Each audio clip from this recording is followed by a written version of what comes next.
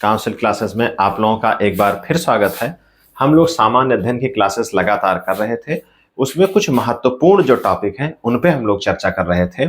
आने वाली जो परीक्षाएं हैं, उत्तर प्रदेश पुलिस की परीक्षा है जिसमें कांस्टेबल की भर्ती होनी है, और आरओ एआरओ की परीक्षा है। उसके बाद पीसीएस का एग्जाम लगा हुआ है जिसमें सामान्य अध्ययन के प्रश्न जो है पूरा एक पेपर रहता है। और सामान्य अध्ययन में भी हमने जो फोकस किया है वो किया है इतिहास में। इतिहास में हम लोगों ने एक क्लास की थी आधुनिक भारत की। आज हम लोग प्राचीन इतिहास से उठाएंगे एक ऐसा टॉपिक, महाजनपद का टॉपिक है। 16 महाजनपद हैं। आप लोगों को अगर जानकारी हो तो 16 महाजनपद हैं, उनके बारे में पूछा जाता है। इनकी उत्पत्ति, इनका स्रोत क्या है और इनकी राजधानी, और वर्तमान जो समय चल रहा है मतलब कि आधुनिक जो क्षेत्र हैं वो कहां कहां पर इनके हैं। जो भी महाजनपद हैं उनके आधुनिक क्षेत्र कहां पाए जाते हैं उनके बारे में प्रश्न पूछा जाता है। और जो सबसे ज्यादा प्रश्न पूछा जाता है उनकी राजधानियों के मिलान का। तो आइए हम लोग देख लेते हैं कि महाजनपद जो हम लोगों का टॉपिक है और जो सबसे महत्वपूर्ण है, अगर हम लोग प्राचीन इतिहास की बात करते हैं तो उसमें यह प्रश्न जरूर आता है। महाजनपद के बारे में हम लोग देखें कि इसका जो उत्पत्ति, इसकी उत्पत्ति और जो स्रोत है इसका, ये हमको बौद्ध धर्म के अंगुत्तर निकाय से मिलता है। 6वीं ईसा पूर्व अर्थात महात्मा बुद्ध के जन्म के आसपास इसका जो है हम लोग देखते हैं। अंगुत्तर निकाय में इसके बारे में वर्णन किया गया है कि तत्कालीन समाज में अर्थात उस समय के समाज में पूरा देश 16 महाजनपदों में बटा हुआ था और उसके निश्चित क्षेत्र थे और उसकी राजधानियां निश्चित थी। कहीं कहीं मिलता है 1-2 राजधानी है, कहीं 2-3 राजधानी हैं और कहीं उन जनपदों के एक राजधानियों के बारे में जिक्र है।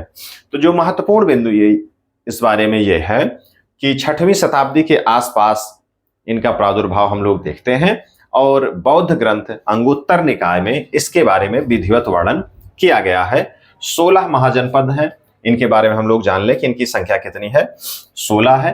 एक एक को हम लोग पढ़ लेते हैं, उनकी राजधानी और उनके विस्तार, जो उनके आधुनिक क्षेत्र हैं वो उसको हम लोग यहां पर देख लेते हैं। तो सबसे पहले हम लोग देखते हैं अंग। महाजनपद का नाम अंग है, इसकी राजधानी है चंपा और जो इसका क्षेत्र है वर्तमान समय में हम तुलना कर पाएंगे तभी हम जान पाएंगे वो क्या है, भागलपुर मुंगेर। मतलब कि इसका जो क्षेत्र है भागलपुर मुंगेर डिस्ट्रिक्ट के आसपास में बिहार राज्य में, अर्थात ये हिस्सा कहां था, बिहार राज्य में इसका हिस्सा था। उसके बाद हम लोग देखते हैं मगध। मगध के बारे में आप लोग बखूबी परिचित हैं। इसकी राजधानी थी गिरिब्रज या राजगृह।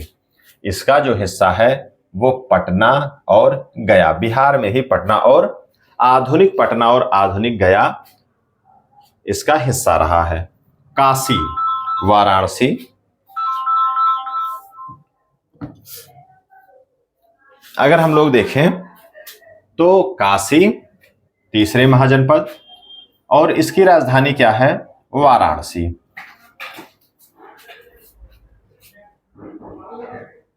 वाराणसी के आसपास का क्षेत्र वर्तमान समय में अगर देखें तो जो इसकी राजधानी वाराणसी है, यही आज भी जिले का नाम है। वाराणसी के आसपास का क्षेत्र उत्तर प्रदेश राज्य में वत्स, एक राजधानी, एक जनपद का नाम है जो महाजनपद है वत्स। इसकी राजधानी क्या है, कौशाम्बी। इलाहाबाद के आसपास का क्षेत्र उत्तर प्रदेश। वज्र, वैशाली राजधानी है। विदेह, मिथिला, इसके कई नाम है और अलग अलग ये जो क्षेत्र हैं ये अलग अलग समय में इनके बारे में जिक्र है कि ये राजधानी बनती रही हैं। वर्तमान में वैशाली, मुजफ्फरपुर और दरभंगा इन जिलों के आसपास का क्षेत्र है। राज्य कौन सा है, बिहार। अगर हम लोग कौशल की बात करें तो कौशल राजधानी इसकी क्या थी, श्रावस्ती। वर्तमान में देखें अगर हम लोग तो जो फैजाबाद, गोंडा, बहराइच ये वाला हिस्सा है उत्तर प्रदेश का, ये तत्कालीन उस समय का कोसल राज्य हुआ करता था, अर्थात कोसल महाजनपद होता था।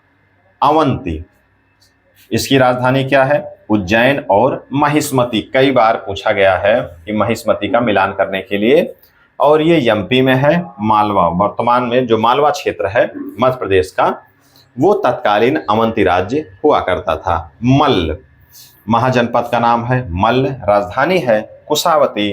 वर्तमान समय में अगर हम लोग देखें, देवरिया, बस्ती, गोरखपुर।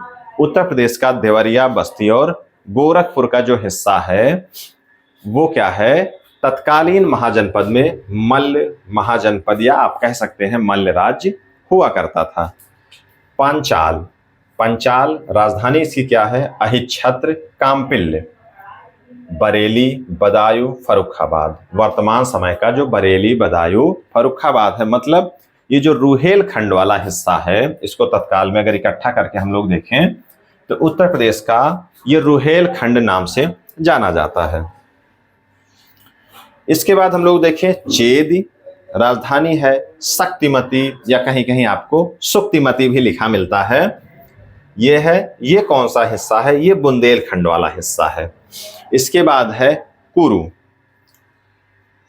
कुरु महाजनपद है, राजधानी क्या है इसकी, इंद्रप्रस्थ। दिल्ली, मेरठ, हरियाणा, मतलब जो कुरुक्षेत्र के नाम से अगर आप समझ पाए तो कुरु इंद्रप्रस्थ राजधानी थी। महाभारत में इसका जिक्र मिलता है। दिल्ली, मेरठ और हरियाणा हिस्सा है। अब हम लोग देख लेते हैं मत्स्य, राजधानी क्या है इसकी, विराटनगर। कंबोज, इसकी राजधानी क्या है, हाटक। सूरसेन, मथुरा, क्या है, सूरसेन की राजधानी मथुरा। अस्मक, अस्मक एक महाजनपद है, इसकी राजधानी क्या है, पोटनी या पोतन। ये गोदावरी के आसपास के जो जिले हैं, तत्काल अगर हम लोग देखते हैं तत्काल समय में, तो गोदावरी के आसपास का जो जिला है वो अस्मक महाजनपद हुआ करता था। इसके बारे में विशेष ये है कि ये दक्षिण भारत का पहला महाजनपद है। मतलब कि अगर महाजनपद की उपस्थिति की बात करें तो दक्षिण भारत में अस्मक एकमात्र ये है कि जो दक्षिण भारत में ये महाजनपद था। राजधानी क्या है, पोटनी या पोतन। अगर 16वें मतलब कि अंतिम महाजनपद की बात करें हम लोग तो वो है गांधार, राजधानी इसकी क्या है, तक्षशिला। वर्तमान समय में अगर इसका स्थान देखें तो ये पाकिस्तान में पड़ता है। किस जगह पर, रावलपिंडी और पेशावर में। तो ये भी विशेष है कि अगर पूछा जाए कि वर्तमान समय में भारत से बाहर कौन सा है कि जो उस समय के महाजनपद का हिस्सा रहा है, तो वो कौन सा है, गांधार। राजधानी क्या है, तक्षशिला। रावलपिंडी और पेशावर जो जनपद है वर्तमान में, उनमें ये हुआ करता था। तो इस तरीके से हम लोगों ने देखा कि 16 जो महाजनपद हैं इसके बारे में पूछा केवल यही जाता है इनकी राजधानी कौन सी है, और सबसे ज्यादा जो प्रश्न पूछा जाता है वो मिलान करने के लिए पूछा जाता है।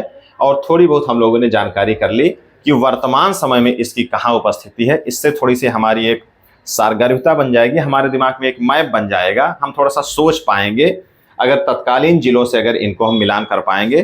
क्योंकि इसके दो ही विकल्प हैं, या तो आप इसको रट डालिए, इसको और इसकी राजधानी को, या फिर इनके जो आधुनिक स्थान अगर जो इनका पड़ता है, जो वर्तमान में जो इनका नाम है, जो इसके क्षेत्र रहे हैं, उनके बारे में एक अपनी आप समझ विकसित कर लेते हैं, तब इनके बारे में आप पकड़ बना पाएंगे।